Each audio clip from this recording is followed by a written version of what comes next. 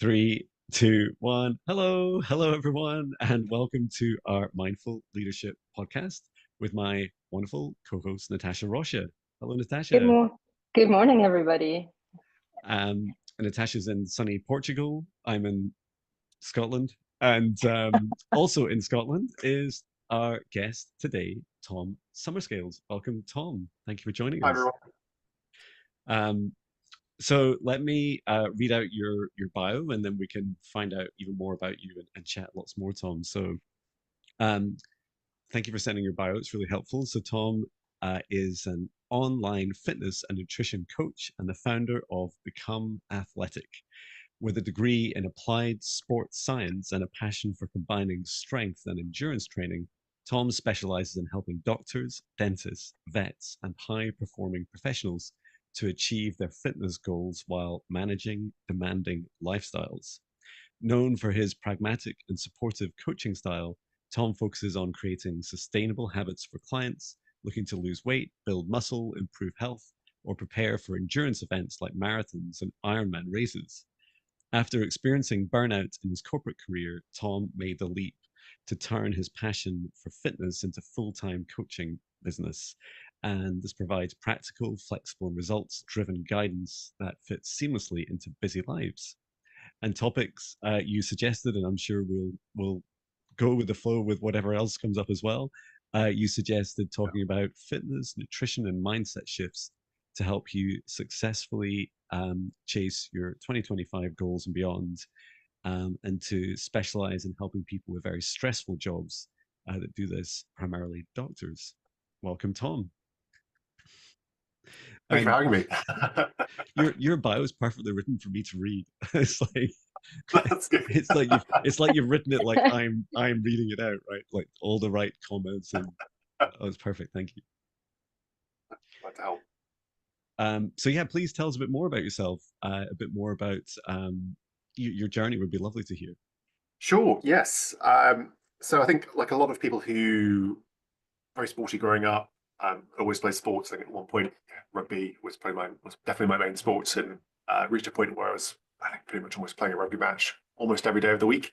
And so probably more so than they'd recommend nowadays. But a lot of sport, a lot of activity, always enjoyed it. It was certainly my passion. And for me, myself, when it came to university and that side of things, I thought, well, I'm going to sort of follow the advice of I'll study what you're passionate about and didn't have too much thought around what a future career necessarily might be, for good or bad. And at university, so I did apply sports science and really enjoyed the more kind of working, I suppose, with the general population more so than the more professional sports side of or the application of it to professional sports. But like a lot of people at university, I ended up just falling into a job, not in my uh, area of study.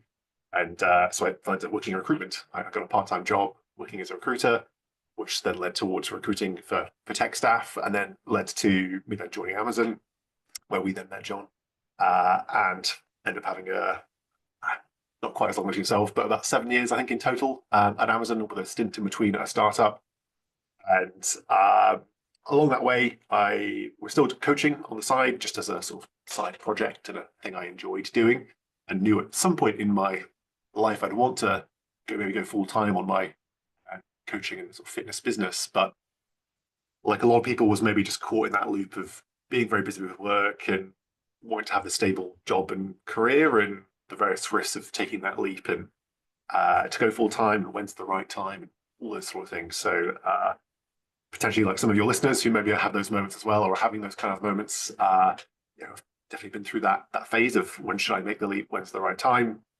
But eventually, I pretty much got full on burnout, and just found that I tried to solve that problem of stress by just working more and thinking, oh, if I just push harder, I'll get through the stress and solve the challenges in front of me, and then that'll get rid of the stress. But in reality, there's always going to be more work, and that just made things essentially worse, and just burnt myself out at both ends of the spectrum by that point. So yeah, kind of reached full burnout, quite a bit of time off, and during that time, I had a bit of a panacea moment of thinking, okay, I can't keep doing this, and either I go back and try and make a fresh start of it in my corporate job, or I think, okay, actually, is now the time to make that jump and make that change.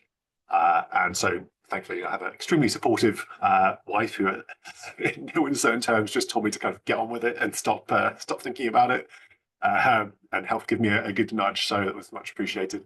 And then yes, made the leap to going kind of full time on my coaching business uh, just over a year ago. So it was pretty much April 1st last year. I went sort of full time on the coaching business, but I've never looked back since. It's been life changing for myself, but also we shortly after this also had our first child in June of last year. So we also moved. Yeah, we also moved from Manchester to Edinburgh around that time as well. So all the things they tell you not to do at the same time. So moving house, having a child, starting a business, changing career path, all those things. I just decided to do them in the same few months period, and yeah, never looked back. So yes, that's been sort of the whirlwind of the last year or so, and now yeah, full time coaching, working with a huge range of clients globally across everything from, as you said in the intro, kind of preparing for events right through to people just trying to get a better grip of their lifestyle and get a bit of a sense of control maybe over their own health and fitness. And I find a lot of the work that I do with clients is, yes, the fitness and nutrition aspect, but if anything, I spend a lot more time with clients more on the mindset side of things and how they approach their week and planning and kind of more tools and techniques they can use to help them manage stress and still get results. That sort of thing is often the bigger focus. So yeah, that's probably a bit of a waffly summary of things so far. I hope that answers your question, sort of. Oh, that's absolutely brilliant. And I think what resonates, I was just thinking when you said burnout, I think burnout is what gets us actually moving and shifts our lives into the direction that we would prefer to be in. And it's so amazing listening, and our bodies are so resilient. Like, I think we've all done it in that sense where we're like, oh, next week I'll rest, next month it will be better, I can just finish this project now, and then it'll be okay after that until the next project kind of like comes in. So I absolutely resonate with that, because I remember saying I'll sleep next month at a stage, kind of a thing. It's like next month I'll be able to sleep, it'll be fine. So it's an amazing, in the sense where we all reach that point where like enough is enough. And I remember when I went through I was very fortunate to have a supportive partner at the time, and I was like, I need to fix myself somewhere, otherwise I just don't see a really good future for myself. But and taking that time out, and just like you, I think I remember when I was like, I'm going to go back into corporate, and it just would make my stomach turn. It was just like I can't do this. Or I'd go for the interviews. I'd really like the companies. I would really be completely aligned to it, make it all the way to the end. And I think it was so funny how energy works. Like, I went for an interview at I was in Calgary at the time, in Canada, and I went for an interview. I made it through 3 interviews, one of these big oil and gas corporates, and it was brilliant. And they have like these massive skyscrapers. And I got down, spoke to security. Security was shifting, and they forgot to announce me in the security shift. So I didn't get the job because they said I was late. Meanwhile, I was sitting downstairs in reception. And I was like, what is going on? This is so bizarre. But it's amazing how life kind of like throws you into the flow of things. Um, like you, like moving jobs and everything happening at the same time. Like, I'll just take all the stressful, parts on. How did you actually, what was your mindset as you went through this shift? Yeah, good question. I think I totally agree. In some ways, the sort of burnout was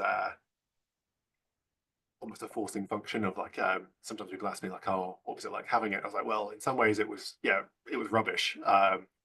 It's like walking the dog around the park sort of thing in the time off, and I'll be walking around and suddenly feel like I almost wanted to like, cry, and I'm like, okay, so there's definitely something not quite right with me. This isn't normal me. But then there's that the other side of that coin was that in itself was then a blessing of being like, well, it forced me to be like, right, I need to do something about this. Otherwise, I think I would have just kept coasting, like coasting, but would have kept just going at being 99% close to burnout. So totally agree. It's funny how burnout sort of forces you in a way to really actually take a step back and think, actually, this isn't sustainable. I need to actually think about this. Yeah, I think mindset wise, then going through that change, I think I'm very much someone who is very like almost gung ho, like wants to move quickly, get things done, make decisions quickly, and just kind of go for it. Which I think it's in some ways served me very well in my maybe corporate career, and was very helpful in sort of at Amazon and the corporate culture potentially there to some extent. Um, but I thought suddenly I was like, okay, I need to not do that in this scenario. I think that's one good way to throw myself back into the same patterns that I maybe had been in previously, building towards burnout. And I was like, running your own business could 100% be a great way to give yourself burnout very quickly by just trying to do absolutely everything. And there's so many things you could do. So certainly one part of mindset was just try and sort of take it slow, try and actually be very strategic, think very slowly, go step by step, try not to build an enormous company and set really high expectations on myself out the gate. Like, let's just think we're about to have a child, we're about to move house and do all these other things. Let's just try and build something that's nice and sustainable, and just working limited hours a week that I can build up steadily, feel happy with, and get used to that first before trying to shoot for the moon, essentially. So certainly in a lot of trying to be as self-aware as possible in terms of mindset and thinking through. And I think particularly early on, there was a few times where I had to sort of stop myself and say, hang on a second, why am I getting stressed about not pushing really hard this week? Or why am I stressing about not having done X, Y, and Z this week? I can do it next week. Like, there's no one asking me for a report, or there's no monthly business review to go to submit this data to or to answer to. It's just myself, and actually I'm fine where I am. Let's just build steadily. So yeah, I think that's probably the key thing I would say is just trying to be self-aware, from a mindset standpoint was the biggest thing, because I was so conscious of trying not to go straight back into the pans that I've been doing for the last 10 years or so, from that standpoint. Um, and then I think the other thing was just more trying to be very like grateful, or trying to sort of not look at it all through rose-tinted glasses, but trying to just be try the best way to describe it, but just sort of be grateful for the situation I was in, sort of thing of like, okay, yes, I'm in my corporate career and I'm not necessarily earning quite as much money as I was, and the other challenges and stresses that will come, but also being very grateful that I'm able to be in this situation of being able to spend time building a business and get to spend more time with my newly born daughter and all that sort of thing. There was a fun moment at our neonatal classes that we went to before having our daughter, and we kind of went around the dads. The dads got split off from the mums in the group, and the teacher was like, right, dads, you just go chat to yourselves and go talk to the mums about important stuff. And we're like, okay, cool.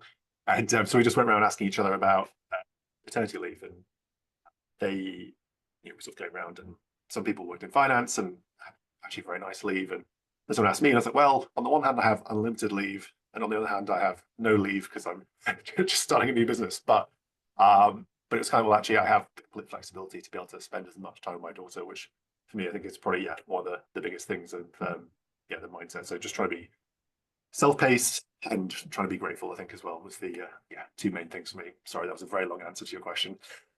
That was wonderful. And thank you for going into such depth as well, because um, it's I feel like my experience of burnout three years ago, just when I was at Amazon, I decided from that to go part time for 2 years, then from 5 days to 3 days a week was yeah, like this there was this overwhelming feeling that it was not sustainable, that something was going to come to an end, and it was either going to be my body was going to stop me and say, you're done, like you're whatever it is you think you're doing, right, stop it. And then I think what one big thing, and Natasha, I'm sure you've told me that story several times now, and I still haven't like fully twigged, but it's like what you're both saying about the aspects of burnout where it's not just the number of hours, it's not just the amount you're working, it's spending too much energy in a thing you're not really aligned with.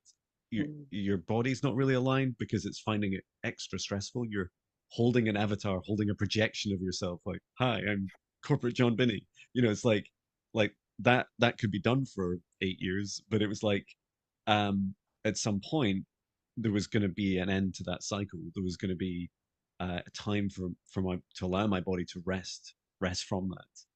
And thank you for sharing, especially your experiences of feeling teary when you're walking your dog. And I think those red flags are so important, right? I wish I could teach my children. I'm sure they can hear me talking just now. Like these things are like gold dust, right? If you have a little sign that you can gauge within yourself, and it might be some of your non-negotiables, like your morning fitness routine, or it might be your sleep patterns, or your the amount of time you're spending smiling in a day, or when you see yourself in the mirror each morning, like whatever it is that you have, like a way of checking in on yourself and understanding, am I like on a scale of like 0 to 10, how am I doing? How happy and healthy do I feel?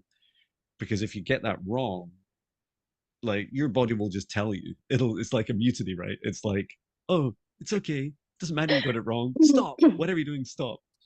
um and I also love your focus, Tom. So you've chosen like, just in case fitness wasn't hard enough, right? You've chosen professions and professionals where the challenges are like even more acute.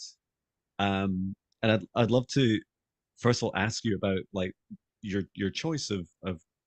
clients to specialize in those patterns of medical professionals and other professionals.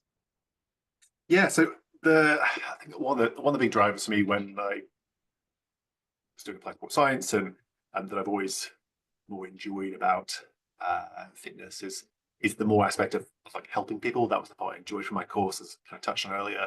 I was less interested in the more professional sports side. I was more interested in, what can we do for the everyday general population that will help them. And it sort of come of enjoyed helping people, wanted to use fitness to do that, but also I come from a medical family. So my dad's a GP, mum's a nurse and diabetic lecturer. Um, Pretty much grew up with their entire circle of friendship, also being all doctors of varying specialties, or vets or dentists. And so having seen, I suppose, firsthand growing up, them going through depression and stress and all the other levels of difficulty, that kind of burnout and all those things, seeing my parents go through that, as well as their friends and that kind of thing, from a mental health side, but also from a physical health in terms of where they're at maybe when they retired. Um, Seeing them, but others were seeing it in my own friends who are doctors, dentists, vets. My wife's a doctor, my sister-in-law's a doctor, pretty much surrounded by doctors, and so have maybe a unique insight into the challenges they face compared to most fitness and kind of nutritional professionals, and thought, well, yeah, I can help them more than most people can actually get them. And so for me, it was a good combo of like almost kind of wanting to help people like my dad, or help people kind of not get to where my dad was in terms of his own health, maybe more mentally or physically, as part of his career, and help make things more sustainable. So yeah, that's probably a bit of like why family, people like my dad, really. So it was really trying to find like, what am I truly passionate about in fitness? Because there's so many things you could go after or do, and I suppose there's definitely things I could do in a fitness business industry that maybe would make more money potentially, or as a business be more profitable out the gate, so to speak. But for me, it was like, no, I want to do what I'm actually passionate about, not just just do it for money, or to build a big business and have a nice car and that kind of thing. Beautiful. I have that's amazing, and it's beautiful to hear your why in that sense, because it definitely shows where that's needed. Um, how does one? So a lot of the times, so especially dealing with a lot of people, and like we know what's good for us. We know that we need to get out and do movement. We know that we need to eat. Like we know it. What stops us from doing it? How do we embody that aspect? How do we create those habits and maintain them? Do you have any tips, or what would you recommend? Yes, there's certainly a few things I try and push to a lot of people. In particular, I find with healthcare professionals, there's a few really common mindsets or patterns that I see, which are often the biggest blockers more than anything. And it's actually very relevant to most people. So kind of an all or nothing mindset or a kind of perfectionist mindset is really common, and it can help healthcare professionals be very, very good at their job. You absolutely want a doctor or a surgeon who's a perfectionist and is going to make sure they're doing everything perfectly when they're operating on you. But when it comes to their own health, fitness, nutrition, perfectionism really doesn't help you at all. If anything, it actively works against you. We live in an imperfect reality. No week is going to go how you absolutely expect it to or want it to go. That's just the real world. And so I very frequently see people who they'll maybe start a fitness journey or try to kind of kickstart their fitness in maybe January or at any point in the year. And they'll immediately set themselves very high targets and expectations to meet. And usually that doesn't happen. And even if they maybe hit, let's say, 3 out of 4 sessions a week, they'll be like, oh no, I'm a failure. That's it. And then they'll stop. And maybe next month they'll try and restart again. And they go through that same cycle time and time again. And that's very common across busy professionals as well, whether it's fitness or nutrition or the whole picture. So a big thing I try and get through to people is we should aim to be consistently good, not occasionally perfect. I'd much rather you work out once a week or take a walk for 5 minutes a day every day than having one perfect week of working out, I don't know, 7 days a week and then never doing it again for another 2 years. It's much more about what can we do sustainably, could you consistently. That's what we should focus on. It's okay if you miss a session or if you don't eat perfectly today. Tomorrow's a new day. You can try again tomorrow. It's just trying to get that sort of mindset shift in place is an enormous thing, I think, for a lot of people who struggle to make progress over time or are struggling with their weight or their fitness goals or whatever it might be. Uh, Being consistently good is the sort of the gold star to try and aim for, I'd say, for a lot of people. That's certainly a big one. I don't know, are either of you have you found that you're maybe more perfectionist when it comes to that side of things, or are you quite good at taking a more measured approach to your own kind of health and fitness? I think so what in part to answer your question, I remember watching this video from you a few months ago, and you had like a little whiteboard, and you were saying, I can't remember the exact detail. Like I can't remember if you were showing The gold like, standard minimum. yeah, that's right. Yeah, Yeah. that's it. And how do you know? And yeah, just from my waving hands, whiteboard, waving hands. Um, and what I was watching it, and I'm like, this is me. Like this is my workout. So I'm like a creature habit, and I'm very tenacious, but I'm also veer into perfectionism, right? And so it's a 5 mile run, same run every day, which I love, and my body is really comfortable with it. Just 5 days a week, and then it's a little bit of yoga, kind of mix of yoga and Pilates, meditation, and then some weights. And so it's quite a lot, but it sounds a lot, but it's paced. Um, and there's this, I don't know why I choose to do it at the end, but there's like it's an exercise that must be something like burpees where you're kind of jumping up and down, and aerobically it's really hard to do. And at the very end, and it's the very end of the workout, I don't think that's necessarily a great idea. Um, but when I was tired, so this was my gold standard, right? It's like that's the perfect John, and I would describe it to myself as the full workout, which I think was also quite dangerous. And there was before your video, I was like doing it in the morning. It's like, oh, I must do my burpees in the morning, and even though I was absolutely exhausted, and I felt kind of worse after doing that one exercise at the end. And it was only after watching your videos, like, well, first of all, John, you don't need to do that every day. Like, why are you choosing to do that one exercise every day? And then the second thing was, what if I did part of it? And it's like this mind blowing moment. It's like you don't need to do 26 reps, John. You can do what if you did five? What if you did 5 or 10? That's still 5 or 10 more than not doing it. And then I realized actually, because I didn't really want to work on my aerobic fitness because I already my cardio, I'm already running. So I'm like, well, Yeah. what is it you're trying to get out of it, John? You're just pushing yourself to something that it's not that it isn't achievable. It's just that it's almost like I just get a bit set in my patterns, right? I'm like, um, after all that, write a song and then go off and do my work, whatever it is. And I felt that what you helped me understand was like these when I'm really tired, I slim it way down. It's just a run.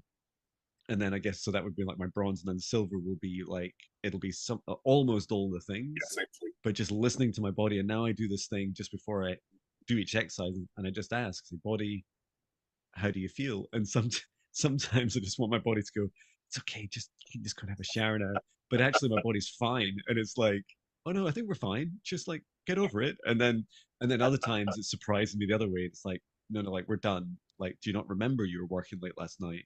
You really don't need that. And if you really want some exercise, do something gentle. Do a longer lunchtime walk with the dog. So that was a real epiphany for me. And yeah, I'd love to hear a bit more about some of those challenges that you have with human behavior with your clients about like how do you shift people away from all or nothing, Yeah. trying too hard or giving up completely. Yes. Yeah. And very much so with you, agree with your approach there. I think it's absolutely sometimes listening to ourselves, looking out for those sort of red flags a little bit as well in our week. And also it takes time to be able to recognize those, and you have to have a certain level of almost self-awareness that you need to develop to be able to spot those things. And that again comes into a lot of it too. I think how do we go from perfectionism to being a bit more consistency focused? I think one key thing that I talk a lot about with clients is planning. Um, we're not talking about some very in-depth year-long plan that's got lots of milestones, and in itself is a large piece of work. It's a very simple 7-day a week kind of planner that's as simple as just what are the various parts of you that you are trying to progress or trying to work on. And so for a lot of my medical clients, that might be on the left-hand side, you would basically put your various roles or parts of you. So one might be doctor, one might be parent, one might be wife, husband or partner, another might be musician, whatever things you enjoy and want to kind of move forward, hobbies or something. And then you list the tasks that you want to do for each of those parts of you for this week, and then you lay those onto then your calendar, whether you do that in your Google Calendar or your Apple Calendar or whatever. But it's just very simply trying to plan the other parts of your life that aren't just work, and it's also been planning in those 1, 2, 3 sessions a week. And just that basic planning itself, I find for a lot of people is then very successful, helping them, even if they get 1 session in or 2 sessions in of 3, fantastic. But just laying it out, some basic planning, I find is often the most effective thing at helping people move away from being a bit more consistently focused rather than that perfectionism. And you're always going to struggle. There'll always be moments where that perfectionism will want to kick back in a little bit, and it can work in your favor sometimes, absolutely. And it's just having that ability to take a step back and just think, okay, actually, am I failing or am I actually doing quite well? And just missing 1 session's probably okay. I frequently will get people who will say to me, "Oh, I failed this week," and I'll be like, "Okay, like tell me why you failed." And it'll be, "Oh, I didn't get to every session." I'm like, "Okay, but you've worked out more in the past month than you have in the prior 2 years. You're definitely not failing. You're doing really, really well. This is lots of change you're trying to do right now." So there's a lot of, I think, also reflection, people actually reflecting on the progress and where they've come from start to wherever they are now. I think it's also a pretty good way to help people see the perfectionism for what it is and start to think a bit more consistency focused. So yeah, certainly reflection, I think, is a big one for a lot of my clients in terms of moving away from being perfectionists when it comes to fitness and nutrition. But it's not easy. And I think when we think about habits and the way we do things, they're built up over our entire lifetime to where we are now. So suddenly just expecting them to suddenly throw away all their perfectionism for a big part of their life is a big ask. So it's definitely a process, which is much easier if you have someone there to also be prompting you and asking you things about it as a coach. Doing it by yourself is much more difficult. But certainly, yes, I think reflection, definitely a big one to help with it and planning. I love I love that reflection aspect of it, because I think as humans we're so focused to look at what we're not doing than what we are doing as well. And I agree with you. Perfectionism has its place, but it's also a glass ceiling because it doesn't allow for progression. Because it's like you've reached that space and then that's it. So what could come after that? So I see it very much as a phase within our cycles, as in, reaching perhaps the end of a cycle before you progress into the next, which is quite beautiful. You're working with a lot of leaders. how do you encourage them to almost kind of like instill these beautiful kind of like values and principles to the people that they work with? Like to kind of like that knock-on effect. Like in a perfect ideal world, how would you actually inject that mindfulness of physical, mental, emotional health into businesses or into everything that we do?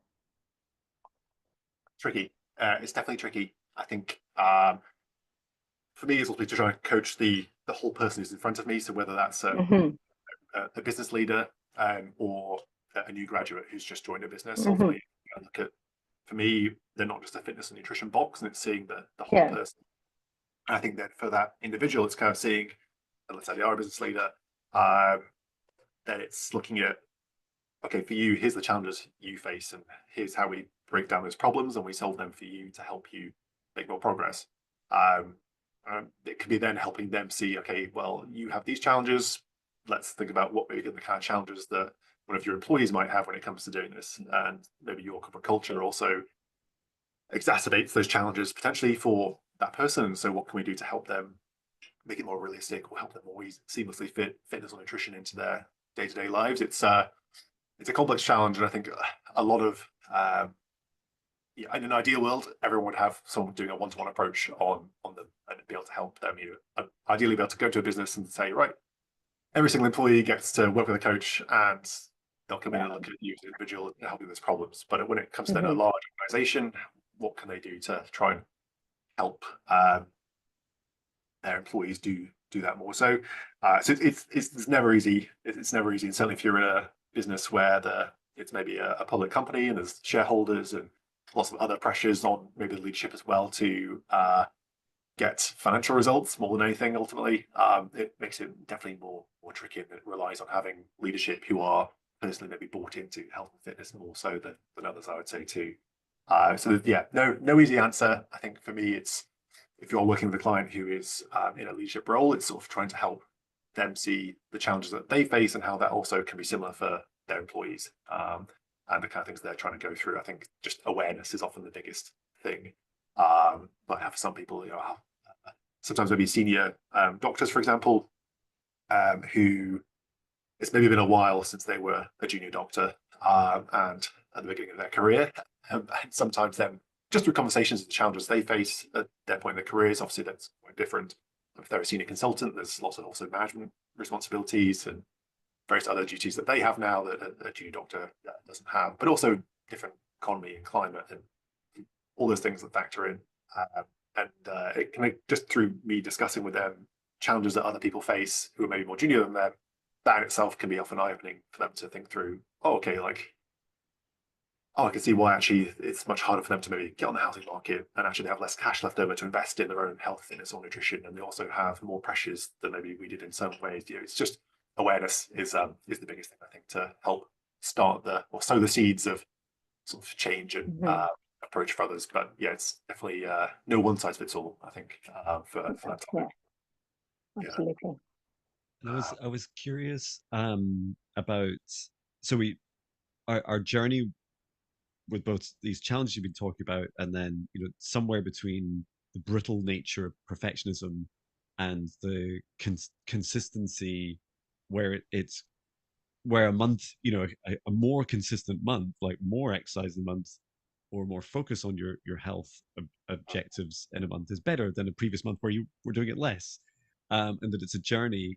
I'm really fascinated in these tensions that you come up against and how you help people, like your experiences, including with yourself as well. Like how do you get to a stage where someone's health and fitness is much more like mandatory, like it becomes more non-negotiable for them, at Yeah. least to a level where they feel like it's not work that alone that's constantly pushing or breaking those habits. Yes. Often it's sort of talking about with clients, trying to make sort of their better habits with fitness nutrition a default part of their life or week. And I think as someone who's maybe much more interested in fitness than your average person, I'm someone who grew up with it. Just it was always a default part of my week, a default part of my day, because of just sport and that sort of thing. And it's recognizing that for a lot of people that was never the case. They maybe never did any real exercise apart from what they were forced to do at PE at school, maybe, and that's it.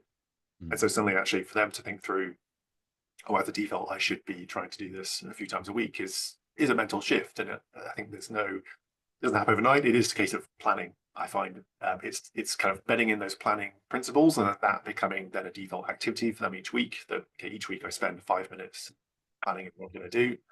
That becomes a default. Through that, then planning in a bit of fitness or nutrition, meal prep, for example, also becomes a default, and it comes with time. The thing I would say that I think going back to the whole person side of things is none of that happens if this person is stressed out their mind and really anxious and not sleeping and not recovering. And so a lot of time I spend is actually trying to help people think about recovery and rest. And I was thinking about this a lot for the last kind of week or so. We're sort of trying to reframe rest as maybe more like regeneration or rejuvenation. I think a lot of people, when they think of rest, is just sitting on the sofa or watching telly or and sleeping. Sleep is great. Sleep is a superpower if you can do it. But in those down times, those days off, rest is often a thing where a lot of my clients maybe previously would just sit on the sofa, maybe watch telly and hope that they'll be recovering by doing so. I find in a lot of people's cases that actually sitting and watching telly or that sort of thing actually is almost stressful. Like they struggle to relax.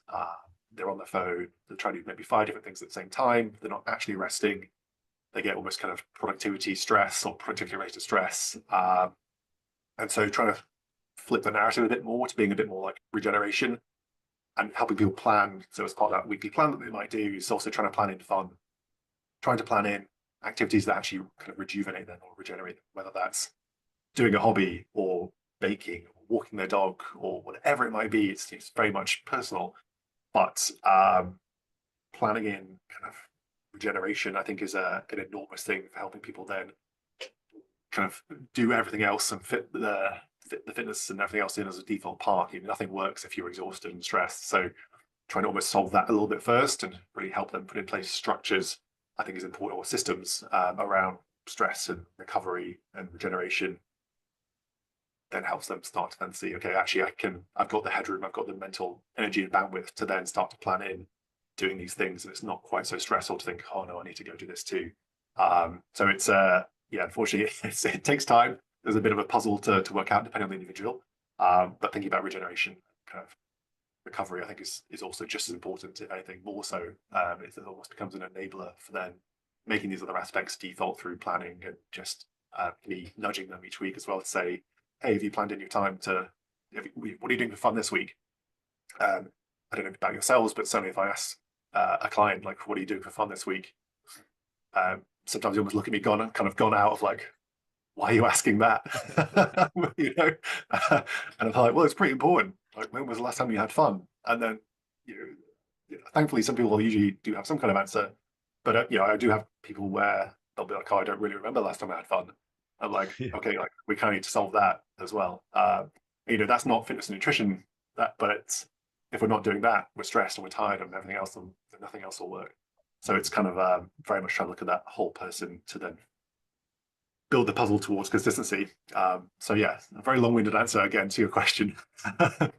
It's just trying to highlight it's so much more complex than often people say. It's not just move more, eat less kind of thing that you often see banded around on telly and that sort of thing. It just isn't a reality for most people, particularly if they're busy.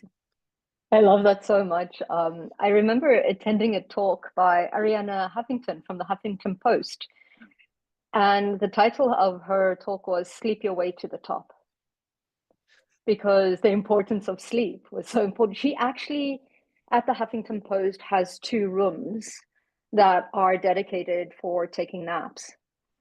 And yeah, she does. It's absolutely incredible. And she's saying that she was having a conversation with her husband, and he was like, I smashed it. I've only had 3 hours of sleep, kind of a thing. And she's Greek, so she was very straightforward. She's like, oh, perhaps if you had 5 hours, this conversation would have been a little bit more interesting, she would say to him. But it was all about the importance of that rejuvenation of sleep. which is so important. And yeah, I'll never forget that because of that, that need for that rest, which is so important. And then, yeah, I absolutely love that. What are you doing for fun? Because that space of joy actually opens up your creativity, which is absolutely incredible. And I think we found that sometimes doing less is more. And it brings me back to your comment about the gratitude aspect, especially when life isn't going as we plan it. And I agree, it's a mindful set kind of change in the sense that when I found myself slowly starting my business, I would have time to take my dog for a walk on this, and I'd be like, oh my goodness, I'm living a retired life. I have most of my morning open. I come walking on this amazing hill for 2, 3 hours, and then I just work a few hours in the afternoon. I was like, who has the privilege at the age of 38 to go back and study and to actually live this life? And how does one sustain that? Because there's those old habits that start creeping back in again because they're so ingrained, right? It's like that muscle memory of like, must be busy, makes me important, or there's that hustle aspect of it of kind of like, okay, I'm working for myself.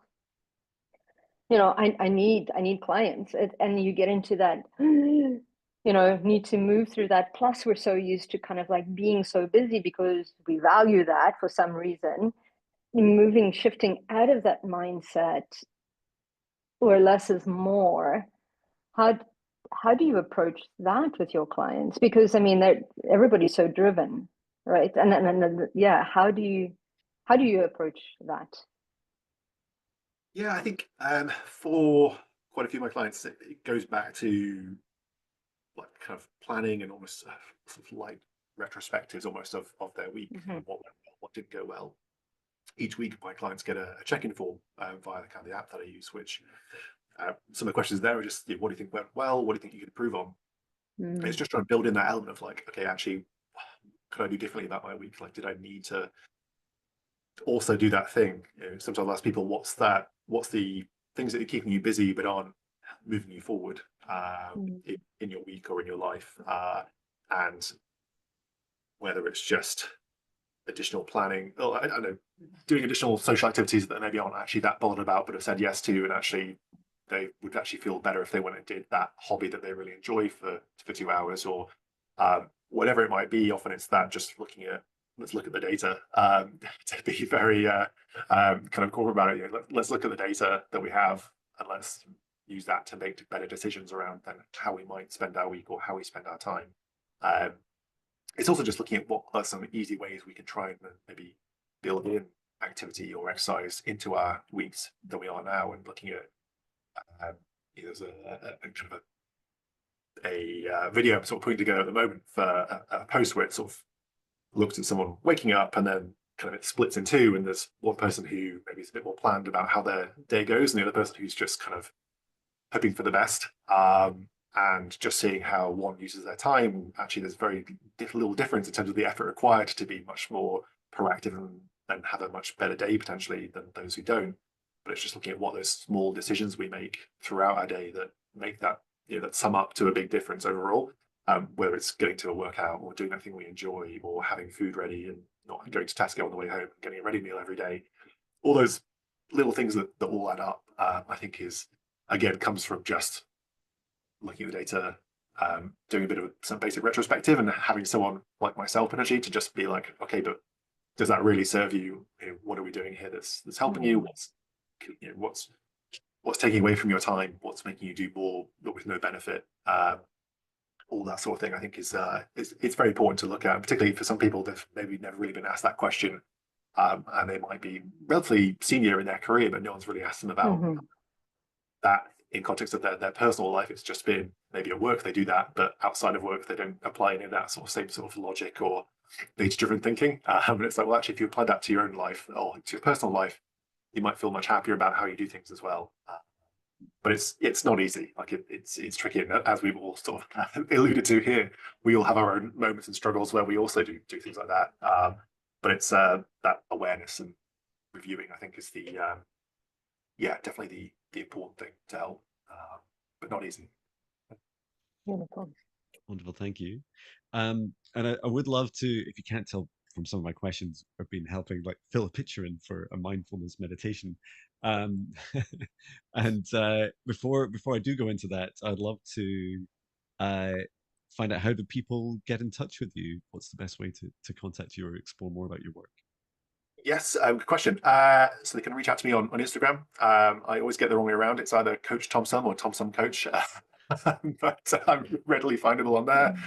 Or you can reach out to me via my website, which is becomeathletic.com. So the kind of two main places to find me.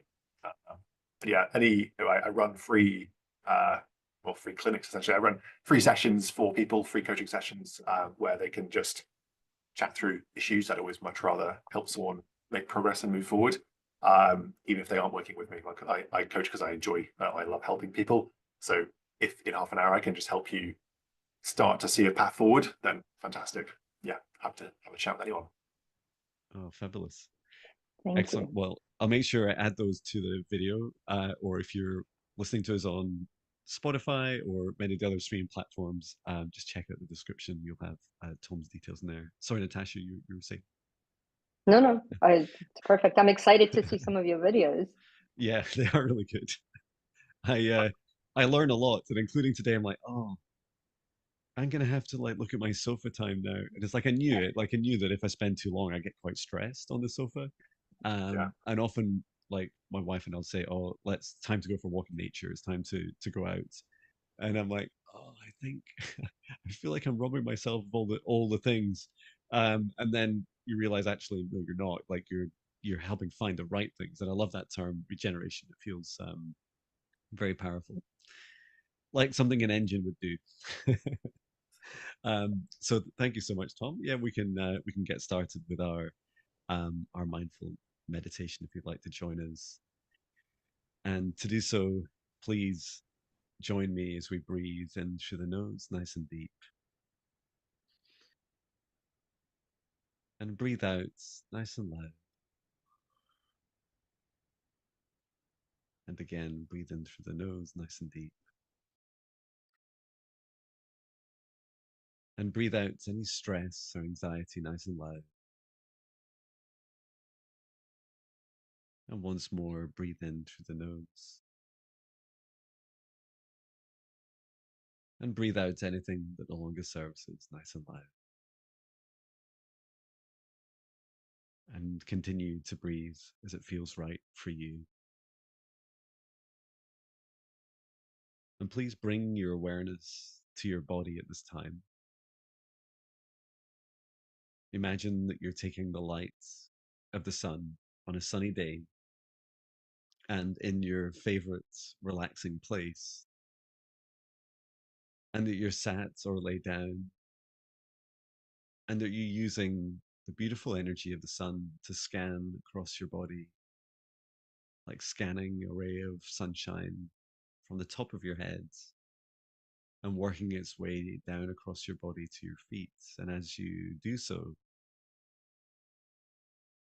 you're asking each part of you how you're feeling at this time. You're beginning with the head and the ears, feeling that warmth of the sunshine scanning through your very mind and brain, asking how are you feeling, perhaps assigning a number from 0 to 10, where 10 is the happiest, or a color that resonates with you, or simply an emotion, working your way down through your shoulders, down through your upper body and arms, out to your fingertips, scanning across your whole body down to the hips and the base of your spine with this lovely ray of sunlight, asking your body how each part of you is feeling. And then all the way down your legs and to your toes. And perhaps now you're getting the first pass of how your whole body's feeling. And an area in particular I'd like to draw your attention to is to your heart. You can place your hand on your heart if you choose to. and ask your heart, how are you feeling in this moment? Ranging from your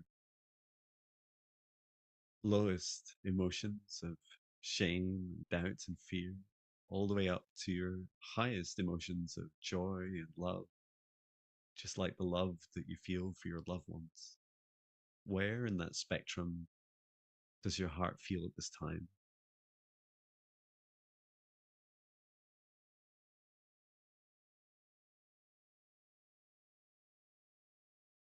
And as you hold that feeling, I'd also like you to ask your heart to help you with this next task. And please join me as you look out in front of you, visualizing a path ahead of you. And this is a path, it's a cycle. It's a cycle of your working week, your living week, and encouraging not just your mind to plan and prepare for all of the work tasks, business, or the things that you typically busy your mind with, but also asking your heart to look out now, to project across that whole week, the next 7 days, that cycle. And as you do, as your heart continues to feel into each day, each hour, feeling into your natural rhythms. Are you an early morning person when your energy feels the highest after sleep? Do you find your energy is strongest towards lunchtime, or are you more into the afternoon or even evenings?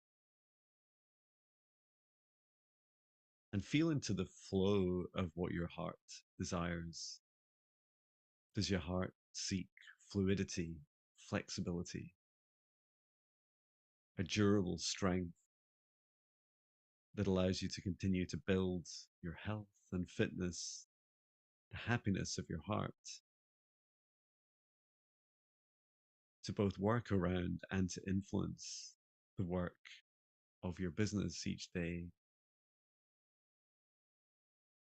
Perhaps even allow your heart to take the lead, for your heart to be the dominant force in your weekly cycle.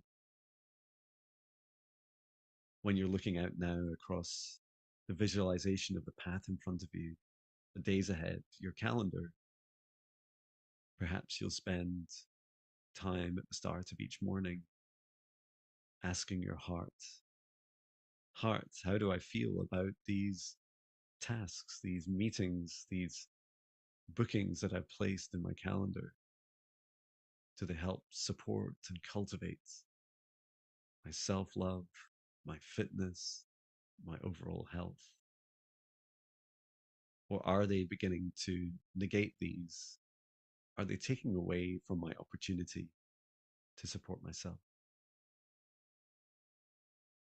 And practically now, imagining that you have your phone or your laptop, computer, or your written calendar in front of you, I'd like you to imagine holding it up now. As you hold it up and look across the reality of your week ahead,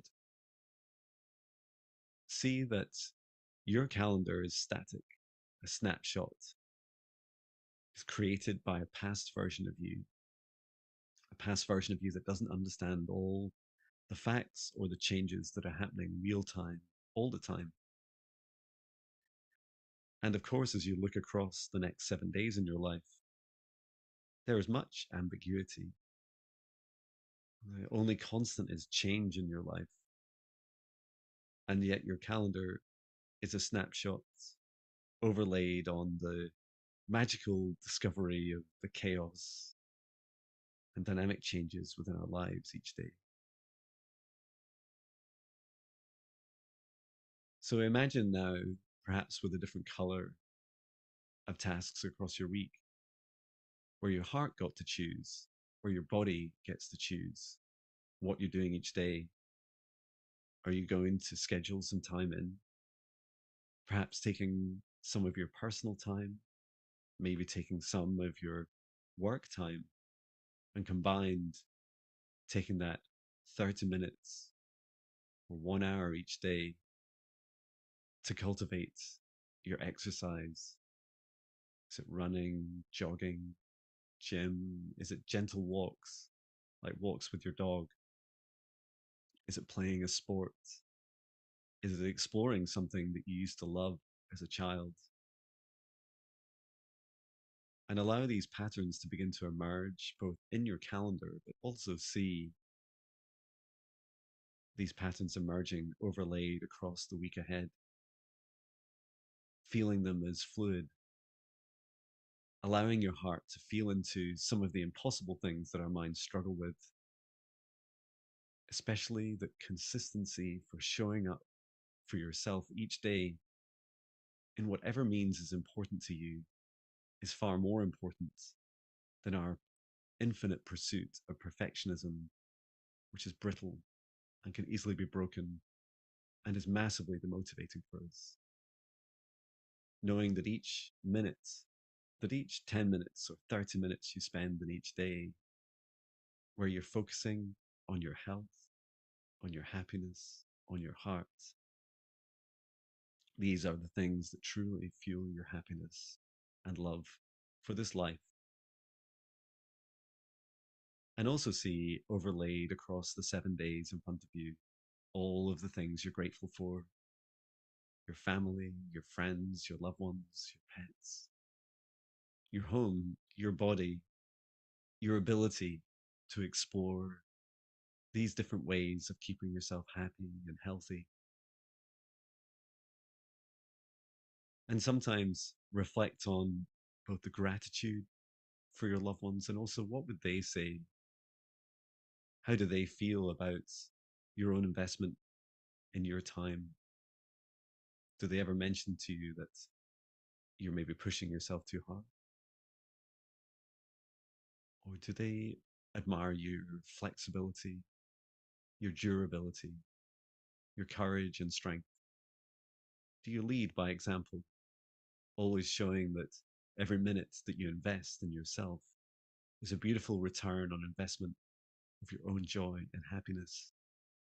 Because this reflects across all aspects of you, becoming productive in your mornings, afternoons, and evenings, and allowing your body true rest and regeneration, not just stopping and feeling stressed, but stepping into the fun and joy that fuels that fire in your heart, in your belly.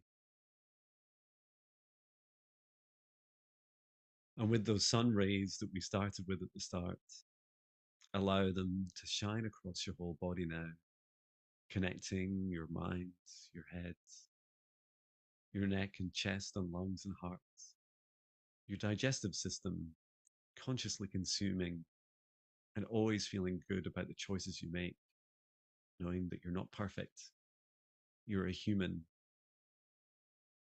all the way down through your legs and feet and out to your arms and hands, allowing yourself to feel energized once more and excited and grateful for not just the health you have, but the health that you continue to cultivate and nurture within you to help lead others by example. And when you're ready, please come back to this moment, back to your body, back to where we started at the meditation. And you can open your eyes and move again if you wish.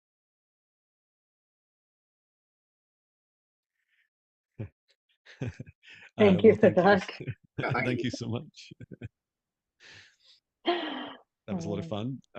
I felt I was lost in another dimension, but really beautiful. So much to fit into a meditation. Thank you, Tom. Thank you so much for joining us. Um, and yeah, we look forward to sharing your details with others and hearing more about your journey. Best of luck with your business. And I know there's many people that will benefit from you and your far more holistic approach to what is a very challenging aspect of our modern culture. So thank you.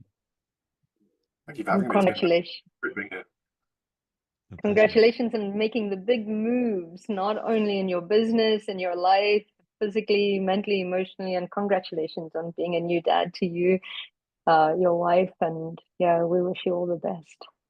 Thank you. Yeah, thank you so much, Tom. And so we will be back again in our next podcast. If you're interested in becoming one of our guests, please let us know. There's always a link in one of our video or audio descriptions. We do have already quite a few exciting guests booked in, so excited to share them with the rest of the world. And we look forward to seeing you again soon. Thank you, Natasha. Thank you, Tom. Take care, Thank you, everyone. Jon. Thank Thanks, you. Thank everyone. you, Tom. Bye-bye.